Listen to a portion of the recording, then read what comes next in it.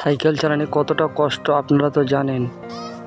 Hello guys, আজকে বিকেলবেলা ঘুম থেকে উঠলাম, আমার বুলেটটা বার করলাম। আমাদের উঠোনে পানিও জমে আছে, কারণ টাইলস বসানো আছে, ওই জন্য বুলেটের সামনের চাকা একটু হাওয়াও কম আছে। ট্যাঙ্কির ডালাটা খুলছি, ট্যাঙ্কিতে একটু তেলও কম আছে, মোটামুটি চলে যাবে। বুলেটটা স্টার্টও করলাম, রানিং করছি আস্তে আস্তে। গ্রামের রাস্তা দিয়ে যাচ্ছি।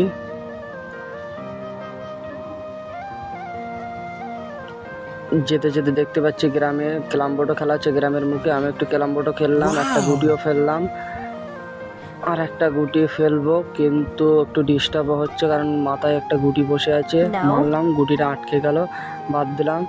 মেন রাস্তা দিয়ে যাচ্ছি, ঘুরতে যাচ্ছি একটু।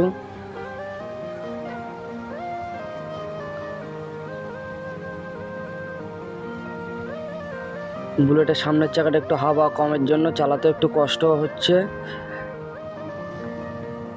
আমিও যাচ্ছি, আমার ভাইপোও যাচ্ছে, পিছনে আছে। ভাইপোরা দুটো চিপও আছে, দেখতে পাচ্ছে। রাস্তায় ভাদ্র মাস, কুকুরও আছে দুটো। টোটো জোড়ায় জোড়ায় যাচ্ছে ভাদ্র মাসের জন্য, কিন্তু এখানে তো পানিও জমে আছে, কিছু করার নেই, ওই দিকে যেতে হচ্ছে আমাদেরকে। খুব কষ্ট করে যেতে হচ্ছে, পানি আছে তো ওই জন্য। আস্তে আস্তে সাইকেলও চালাচ্ছি, কারণ এটা আমার বুলেট তো, খুব ধরে ধরে চালাতে হয়। সামনের চাকা একটু হাওয়াও কম আছে। এসে গিয়েছি, কিন্তু খুব কাদার জন্য একটু স্লিপও চেপে নিলাম। আগে গিয়ে দেখছি ওয়েদারটা খুব সুন্দরও আছে, আকাশের আবহাওয়াটা খুব সুন্দর।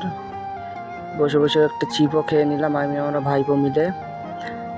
গরুটা খাবে বলে আমাদের দিকে দেখছে, কিন্তু কিছু করার নেই, অল্পের জন্য দিতে পারলাম না।